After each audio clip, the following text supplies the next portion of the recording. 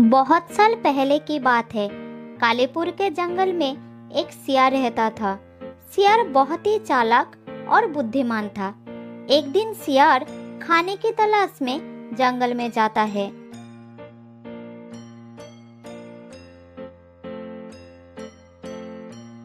पूरे दिन जंगल में इधर उधर घूमता रहता है। कुछ देर बाद शाम भी हो जाती है, लेकिन सियार को कोई शिकार नहीं मिला। फिर थका हुआ सियार अपने घर लौट आता है। मुझे लगता है इस जंगल में शिकार करने के लिए कोई छोटे मोटे जानवर नहीं है। अगर हर दिन ऐसा ही चलता रहा तो मेरा हालत बहुत खराब हो जाएगा। कल मैं जंगल के दूसरी तरफ जाऊंगा, देखूं कोई शिकार मिलता है या नहीं। अगले सुबह सियार जंगल के दूसरी तरफ चला जाता है, लेकिन आज भी पूरे दिन इधर उधर भटकने के बाद भी उसे कोई शिकार नहीं मिला। फिर वो थक कर शाम होने से पहले घर लौट आया। नहीं, रोज रोज ऐसे नहीं चल सकता। कल मुझे गांव के तरफ जाना होगा, वहां मुझे कुछ न कुछ खाना जरूर मिलेगा। इस प्रकार सियार एक और दिन बिना भोजन के बिता देता है।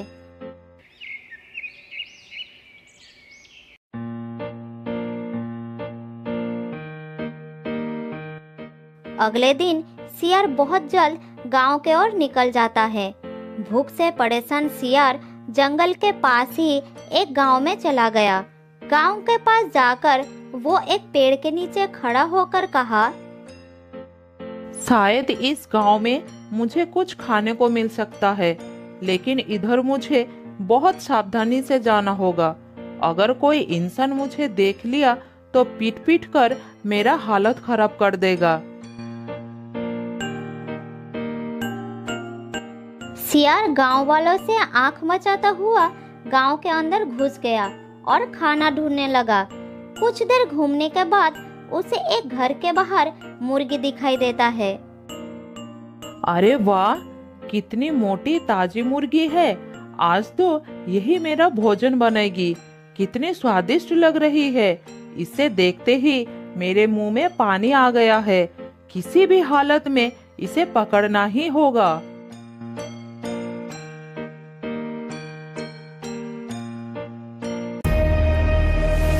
ये कहकर सियार धीरे धीरे मुर्गी के पास गया और झट से मुर्गी को पकड़कर गांव के बाहर चला जाता है। गांव से थोड़ी दूर जाकर सियार एक पेड़ के नीचे रुक जाता है। इस मुर्गी को तो देखते ही मुंह में पानी आ रहा है। अब आराम से बैठकर इसका स्वाद लूंगा। आखिर इतनी बढ़िया मुर्गी हर रोज थोड़ी ही खाने को मिलती है। ये कहकर सियार बिना देर किए मुर्गी को खाने लगता है। इधर पेड़ के ऊपर बैठा एक कौवा सियार को देख लेता है। अरे वाह, ताजी ताजी मुर्गी, बची खुची तो हमें भी खाने को मिल जाएगी। आज तो बढ़िया दावत हो जाएगी। मुझे अभी सारे दोस्तों को बुलाना होगा। आज सब मिलकर मजे से मुर्गी का मांस खाएंगे। ये कहकर कौवा बहुत तेज काव काव करके चिल्लाने लगता है।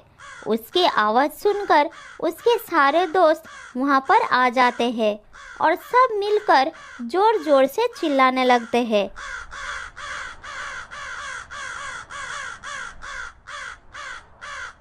ठीक उसी समय दो आदमी वहां से गुजर रहे थे। तभी उन्होंने कौवे के चिल्लाने की आवाज सुनी और वहीं रुक गए। अरे, ये कौवे इतनी तेज बिना रुके लगातार काव काव क्यों किए जा रहे हैं? कौवों का इस तरह लगातार चिल्लाना मुझे स्वाभाविक नहीं लग रहा है। क्या कहते हो तुम? मुझे तो ऐसा ही लग रहा है। मैंने तो सुना है कि इतनी सारे कौवे एक साथ काव काव तभी करते हैं जब उन्हें किसी मुसीबत के समय अपने साथियों को बुलाना होता है। ठीक है, तो फिर चलो एक बार वहाँ चलकर देखते हैं क्या चल रहा है। वो दोनों चलते चलते उसी पेड़ के नीचे आ जाते हैं। वहाँ पहुँचते ही उनकी नज़र पेड़ के नीचे बैठे सियार पर पड़ती है, जो बिना किसी की परवाह किए खाने का मजा ले रहा था। अरे, ये मुर्गी तो हमारे गांव की है। इसका मतलब ये सियार गांव में घुसकर मुर्गी को पकड़ के लाया है। अरे भाई, तुम्हें कैसे पता कि ये मुर्गी हमारे गांव का ही है? जंगल के मुर्गी भी तो हो सकता है। अरे भाई, मुझे काम के सिलसिले में हमेशा जंगल में जाना पड़ता है, इसलिए मैं अच्छी तरह से जानता हूँ इस जंगल में कोई मुर्गी नहीं है और हमारा गांव इसी जंगल के बगल में है। इसलिए मैं कह रहा हूँ सियार ने इस मुर्गी को हमारे गांव से पकड़ कर लाया है। इसका मतलब ये सियार गांव में भी घूमने लगे। आज तो सिर्फ मुर्गी चुराई है। अगर हमने अभी कुछ नहीं किया तो एक एक करके सभी जानवर गांव में घुसकर हमें भी खा जाएंगे। हमें कुछ ना कुछ करना ही होगा।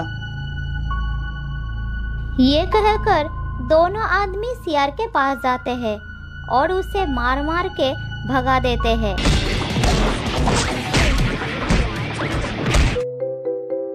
मार खाकर सियार मुर्गी को छोड़कर ही वहाँ से भाग जाता है। ये सब देखकर कौवे बहुत खुश होते हैं। फिर दोनों आदमी वहाँ से चले जाते हैं।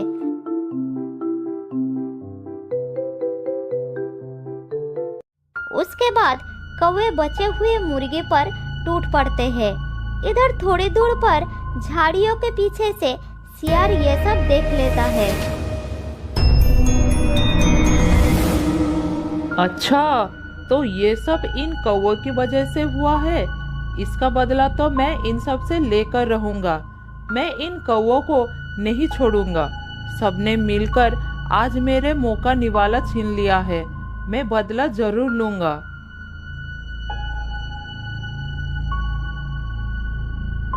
फिर सियार गुस्से में वहां से चला जाता है। उस दिन के बाद से सियार उन सभी के ऊपर नजर रखने लगता है।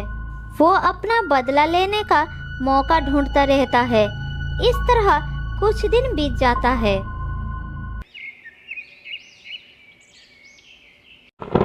एक दिन आसमान काली बादल से छा जाता है और थोड़ी ही देर में आंधी तूफान के साथ बहुत तेज बारिश होती है।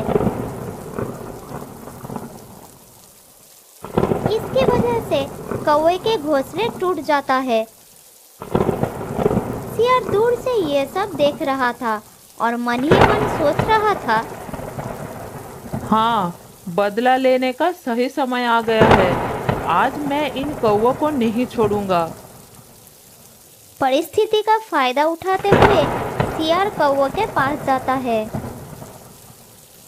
अरे भाइयों, तुम सभी के घोंसले तो टूट गए और देखो तो ठंड की वजह से तुम सब कितनी बुरी तरह कांप भी रहे हो। तुम सब एक काम करो, इस बरसात से बचने के लिए मेरी गुफा में जा सकते हो। वहाँ तुम्हें ठंड भी नहीं लगेगी और 2-4 दिन आराम से रह भी सकते हो। नहीं नहीं सियार भाई, हम तादाद में बहुत सारे हैं। तुम्हें परेशानी होगी। हम नहीं चाहते कि इस संकट की घड़ी में तुम हमारे लिए मुसीबत में पड़ो। कैसी परेशानी? मेरी गुफा बहुत बड़ी है, चिंता मत करो। तुम सब मेरी गुफा में आराम से रह सकते हो। किसी को कोई दिक्कत नहीं होगी और मुसीबत के समय कोई पड़ोसी ही तो मदद के लिए आगे आता है ना? ठंड और बारिश से बचने के लिए वह सभी सियार के बात मान लेते हैं और उसके साथ गुफा में चले जाते हैं।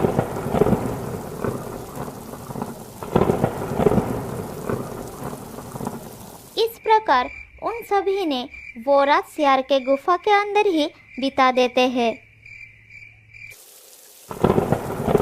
लेकिन अगले दिन बारिश ना रुकने के कारण कौवों को उस गुफा के अंदर ही रहना पड़ता है। इस प्रकार एक और रात बीत गई।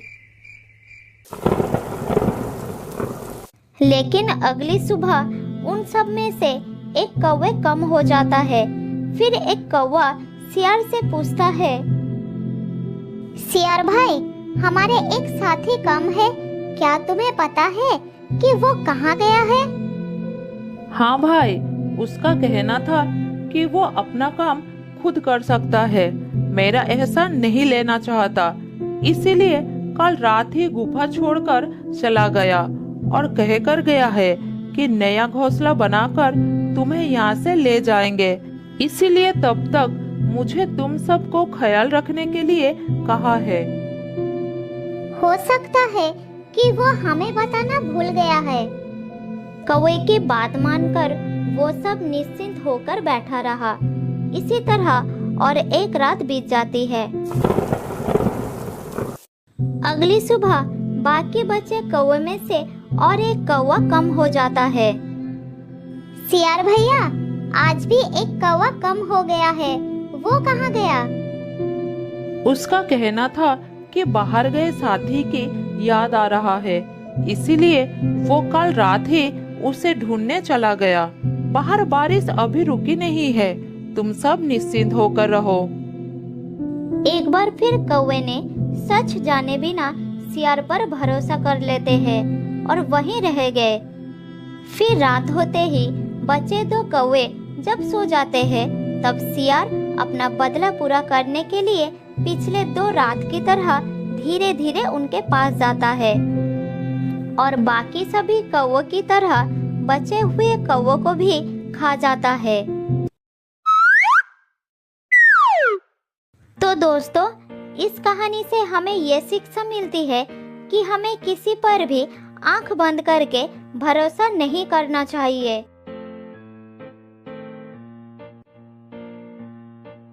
बहुत साल पहले की बात है। किसी जंगल में 2 खरगोश रहा करते थे। दोनों बहुत अच्छे दोस्त भी थे। उनमें से एक का नाम था ढोलू और दूसरे का नाम था भोलू। ढोलू हर काम बहुत अच्छी तरह से करता था। वह बहुत ईमानदार भी था और भोलू बहुत आलसी था। उस दोनों के अलावा जंगल में और भी बहुत सारा जानवर रहते थे। वो सब मिलजुल कर एक दूसरे के सहायता करके रहा करते थे। शाम के समय बंदर पेड़ के डाली पर बैठकर पहरा दिया करता था, क्योंकि शेर शाम होने के बाद ही शिकार करने के लिए बाहर आता था। जब भी शेर उस तरफ आता था, तब बंदर पेड़ के ऊपर से शोर मचाकर सबको सावधान कर देता था। बंदर की शोर सुनकर सारे जानवर हाथी के पास चले जाते थे। शेर जब सारे जानवरों को हाथी के पास जमा देखता था, तब वो दूर से ही वापस चला जाता था।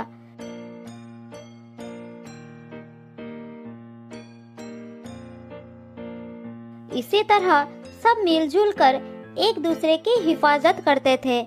इसी तरह दिन गुजर रहा था।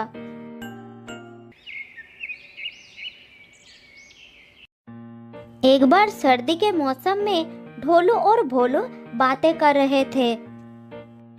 भोलू, जब से सर्दी आई है मुझे यहाँ सोने में बहुत तकलीफ हो रही है। बाकी सभी जानवर अपने अपने घर में आराम से सोते हैं, कोई गुफा में, कोई घोंसले में, कोई पेड़ पर। क्यों ना हम दोनों सोने के लिए कोई आरामदायक जगह बना लेंगे तो कैसा होगा? हाँ भाई ढोलू, बात तो सही है, लेकिन नया घर ढूंढने में बहुत समय लगेगा और फिर बनाने में भी बहुत समय लगेगी। मुझसे इतना परिश्रम नहीं होगा, मैं इसी में ठीक हूँ। उसकी बात सुनकर ढोलू समझ गया कि ये आलस की वजह से ऐसा कह रहा है। तब उसने बोला, ठीक है दोस्त, जैसे तुम्हारी मर्जी, लेकिन मैं तो अपने लिए घर का इंतजाम करने जा रहा हूँ। तुम भी मेरे साथ जा सकते हो।